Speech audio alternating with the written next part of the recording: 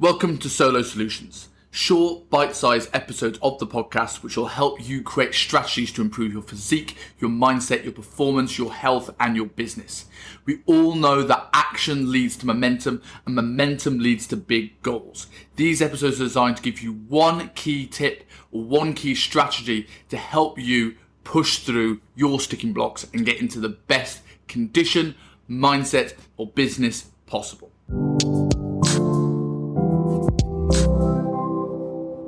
Hello and welcome to another episode of Solo Solutions.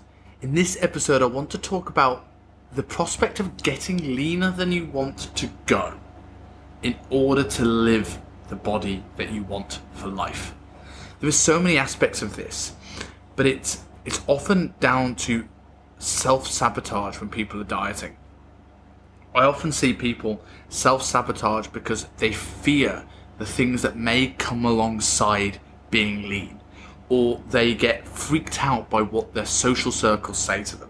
Understand that social circles, I wish it wasn't the case, but your social circle, and more often than not, I've never seen a diet where it hasn't impacted the dieter. Whether that's someone who is consciously trying to sabotage because it makes them feel insecure, or subconsciously shining a spotlight on what they're not doing. We've all seen the person coming into the office with the box of donuts and offering it to the person dieting first, because if they have the donut, it's okay for themselves to have the donut. Even though the person who's dieting is probably about, sub 10% body fat going for a photo shoot, and the person bringing the donuts might have had 3 on the way to the office. So we often get things said by social circles saying, you've dieted too much now, I think you're losing too much weight, or are you well, are you ill? None of these things are positive, none of these things are helpful, and it often freaks people out, and it's often the reason why people freak out when they start to see things like their face looking a little bit leaner, and it makes them worry that they're not going to be accepted within their social circles. Understand that things like this is often very, very temporary. The icon to this episode is a picture of me about 10 days before my last photo shoot. And if you look at the photo shoot pictures, even though my face is lean, it doesn't look as skeletal as the one on the icon. Now, if I was worried about my face looking very, very slim and very, very skeleton-like, I wouldn't have achieved the level of conditioning that I did for that photo shoot. I wouldn't have looked as good as I did. And I would have self-sabotaged because of the emotion of how I was feeling right now, rather than staying the path and pushing through to the physique I want. Another great example of this mainly happens with guys when they're starting to feel like they're losing muscle.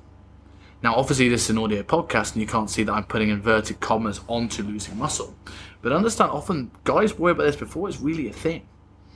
If they're getting stronger in the gym, if they're not losing particularly a huge amount of size around their arms, around their legs, outside of the early part of this where body fat tends to come from the arms and legs first, and you're going to lose a bit of size, when you kind of lean around the arms and legs, if you know your circumference measurements there aren't going down, you're getting enough protein, you're managing your recovery well, and you're getting stronger in the gym, you won't be losing muscle. So why is it that guys worry about this? Why does it allow them to self-sabotage? Well, there's often 2 things with this. The first thing is the sensation of feeling flat. So to describe what it feels like to be flat, what I want you to picture is a wet sponge. A sponge that's full of water. It's as big as it's ever going to look. That is like your muscles when they're filled with what we call glycogen, which is stored form of carbohydrates in the muscle. That's going to be used for high intensity training and whatever else. So then we go on a caloric deficit. We're not replenishing that glycogen quite as quickly, and we're training. So that training is going to deplete that glycogen even more.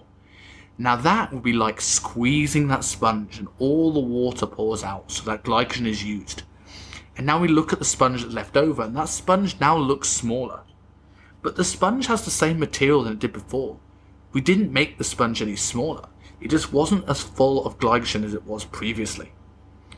Understand then, if we poured more water on that sponge, it would inflate to the original size that it looked like before. This often happens with guys when they're dieting. Understanding that they'll start self-sabotaging when they start to feel flat, thinking they're losing muscle, and realistically, if they ever want to get as lean as they want and really showcase that muscle they've worked so hard to get, they're going to have to go through a flat phase. It's unavoidable. And the sooner we understand that we're not losing muscle, we've just got less water in the sponge, the quicker we can push through those moments, understand that it's temporary, understand that it's necessary to look so much better. The second thing is guys not wanting to go below a certain weight bracket.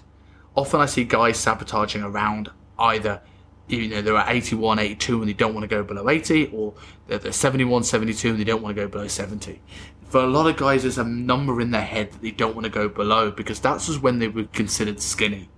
Most guys go to the gym because they want to look big, they want to be heavy. I got to the gym because I saw Cactus Jack versus Triple H, Royal Rumble 2000. I looked at Triple H in a WWE ring and I went, wow, that's how a man's supposed to look. Triple H is well over 100 kilos. And the thought of me going below 80 kilos would be pretty scary. I hadn't done this diet before, going, well, I am so far away from that.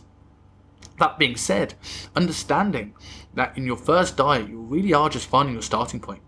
And most guys have killed themselves thinking that they're bigger than they are and they've filled out their sleeves with just being a little bit softer than they need to be.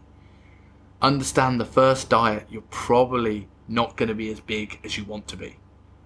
But I'm going to give you a choice.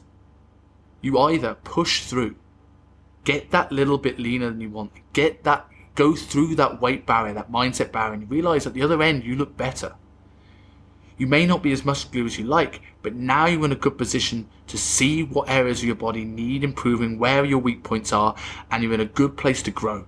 We can now build calories up, and we can now push for the next 18 months, actually putting some effort into gaining real tissue. So the next time you diet, you do look a little bit bigger than before. Or you panic. You panic at that 70 kilo mark and start to give yourself extra food. Start to sneak things into the diet and never reach that level of conditioning that you were aiming for in the first place. Never really growing because you never feel lean enough, but also you don't feel big enough, and you end up in this limbo effect. In that situation, going to that point where you may feel slightly skinny is the only answer to long-term physique change. Another thing to look at is the lifestyle factor. Many people generally may not want to go to the level of leanness that is a 2-3% leaner than what their ideal body shape is. And I understand that. Not everyone wants to be absolutely shredded. I would argue that most people, when they actually get there, they're actually quite proud of themselves for pushing a little extra bit, but some people don't. That's fine, and what I consider lean and what I consider the ideal body is going to be very different to every single person listening to this podcast.